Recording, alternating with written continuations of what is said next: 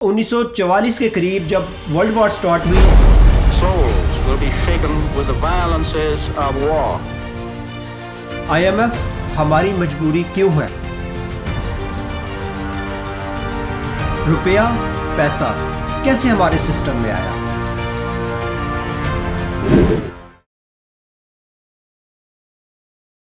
बिस्मिल्लाहिर्रहमानिर्रहीम।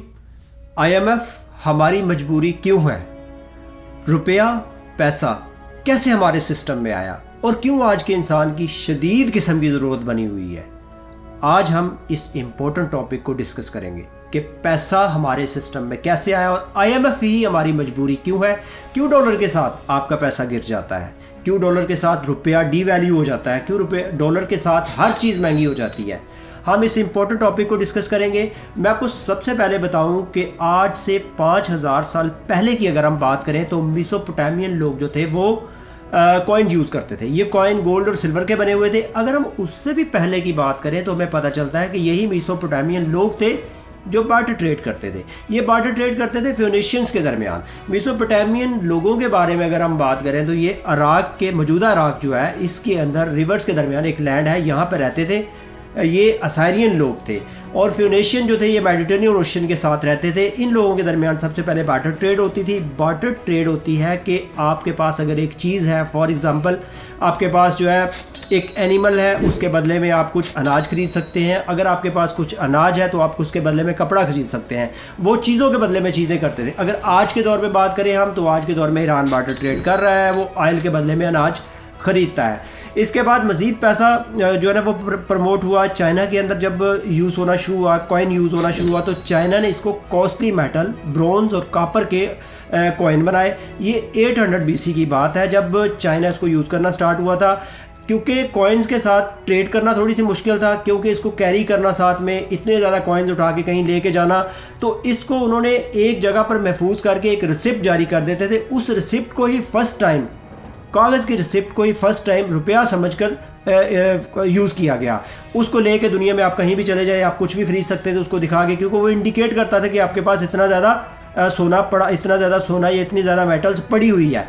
इसके बाद हम देखते हैं कि गोल्ड स्टैंडर्ड मेथड आया, जिसको इंग्लैंड ने सबसे पहले 1800 के करीब इंग्लैंड ने गोल्ड स्टैंडर्ड मेथड एक इंट्रोड्यूस करवाया, जिसके तहत आप जो भी नोट छापेंगे, जो भी आप करेंसी बनाएंगे, वो किसी ना किसी सोने की मालियत को इंडिकेट करेगा। फॉर एग्जांपल 10 पाउंड या 20 पाउंड जो करेंसी होगी वो इंडिकेट करेगी कि ये 1 ग्राम गोल्ड के बराबर है। इसके बाद 1791 में इसी कंसेप्ट के साथ यूनाइटेड स्टेट्स ऑफ बैंक पहली बार वजूद में आया और अमेरिका में एक बैंक बना। और यही जो सिस्टम था, गोल्ड स्टैंडर्ड मेथड जो था, यही अमेरिका के कॉलोनियल सिस्टम के अंदर इंट्रोड्यूस हुआ। 1930 में जब गोल्ड जो है डिवैल्यू हुआ, डिप्रेशन का शिकार हुआ, तो उसके बाद सिस्टम को चेंज किया गया। 1944 के करीब जब वर्ल्ड वॉर स्टार्ट हुई तो अमेरिका ने दुनिया से गोल्ड ख़रीद लिया और उस गोल्ड के बदले में उसे असला प्रोवाइड किया, क्योंकि उस वक्त की ज़रूरत जो थी वो वेपन और एम्यूनिशन थी, असलाह थी। इसलिए वहाँ पर उसके पास गोल्ड की काफ़ी ज़्यादा मिकदार जमा हो गई। इस गोल्ड के ज़रिए से उसने ब्रिटेन वुड कॉन्फ्रेंस लेके आया और ब्रिटेन वुड कॉन्फ्रेंस से उसने वर्ल्ड बैंक और IMF बनाया। IMF के आज के दौर में 3 ऑब्जेक्टिव्स हैं। एक मॉनिटरिंग करना, दूसरा एडवाइस करना और तीसरा टेक्निकल असिस्टेंस।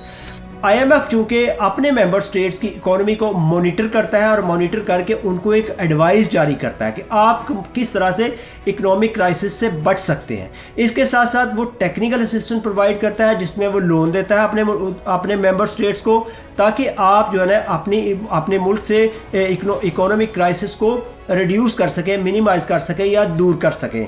चूँकि ये आपने उतनी ही करेंसी छापनी होती है जितना आपके मुल्क में गोल्ड होता है। आप फॉर एग्जांपल बहुत ज़्यादा नोट छाप लेते हैं, जब वो नोट आपके मुल्क में वापस किए जाते हैं तो आप उसके बराबर करेंसी को, उसके बराबर आप गोल्ड प्रोड्यूस नहीं कर सकते, तो उस वक्त आपको यकीनन मुश्किलात का सामना करना पड़ सकता है। ऐसे ही हुआ था जिम्बाब्वे के अंदर, जब उसने बहुत ज़्यादा नोट छाप लिए थे और उस नोटों के बदले में वो गोल्ड प्रोड्यूस नहीं कर पाया था। वहाँ पर हर बंदे के पास पैसा बहुत ज़्यादा था, मगर वहाँ पर ख़रीदने को चीज़ें नहीं थी। श्रीलंका में भी ऐसा हो चुका है, वो ऑर्गेनिक एग्रीकल्चर पे गया, वहाँ चावल की शॉर्टफॉल हुआ, $1 बिलियन का उसने नुकसान किया, बहुत ज़्यादा नोट छाप लिए और नतीजतन क्या हुआ, वो बैंकरप्ट हुआ। लिहाजा हमें ज़्यादा नोट छापने की ज़रूरत नहीं होती है, हमें मुल्क के अंदर प्रोडक्टिविटी को बढ़ाने की ज़रूरत होती है। IMF जो है वो चूंकि आपकी इकोनॉमी को हर वक्त मॉनिटर करता रहता है और आप इन्वेस्टर जो है वो IMF की स्टेटमेंट को पढ़ते हैं, उसको देखते हैं। अगर कोई मुल्क IMF से पैसा लेने के प्रोग्राम में शामिल है तो इसका मतलब यह है कि आपकी इकोनॉमी ग्रो कर रही है। अगर कोई किसी मुल्क को वो पैसा देने से इनकार करता है तो इसका मतलब यह है कि आपकी इकोनॉमी कोलैप्स होने वाली है। टोटल 189 स्टेट्स हैं, 7 स्टेट्स ऐसी हैं जो अभी तक IMF की मेंबर नहीं है। बहुत सारे मुल्क दुनिया में है जो ऐसे भी जी रहे हैं कि उन पर डिफ़ॉल्ट से ज़्यादा पाबंदियाँ हैं। ईरान पिछले 10 साल से डिफ़ॉल्ट से ज़्यादा पाबंदियों में जी रहा है, मगर वो जी रहा है, कोई ऐसा इशू नहीं होता है। इसलिए आपको अपनी प्रोडक्टिविटी को बढ़ाना चाहिए। प्रोडक्टिविटी क्या होती है, मैं आपको एक सिंपल सी मिसाल के साथ बता देता हूँ। आप बिलीव करें कि घर के अंदर बैठकर एक ऐसी औरत जो फुटबॉल सिलाई कर रही है वो 1000 गुना बेहतर है एक रियल एस्टेट मैनेजर से, एक प्रॉपर्टी डीलर से जो बड़ी बड़ी हाउसिंग सोसाइटियां बना रहा है। क्योंकि जो फुटबॉल वो सिलाई करती है वो फुटबॉल मुल्क से बाहर जाता है, जिसके बदले में डॉलर आता है मुल्क में। और एक रियल एस्टेट मैनेजर जो बड़ी बड़ी हाउसिंग सोसाइटियां बना रहा है, वहाँ लगने वाले फाउंटेन स्पेन से आते हैं, वहाँ लगने वाली ग्रास जो है वो न्यूजीलैंड और ऑस्ट्रेलिया से आती है। और ये चीज़ें मंगवाने के लिए मुल्क को डॉलर देने पड़ते हैं। जो बाहर से चीज़ इंपोर्ट होगी उसके लिए वो डॉलर पे करेगा, आपके मुल्क से डॉलर निकल जाएगा। और जो चीज़ एक्सपोर्ट करेगा उसके बदले में बाहर से डॉलर आएंगे। शुक्रिया।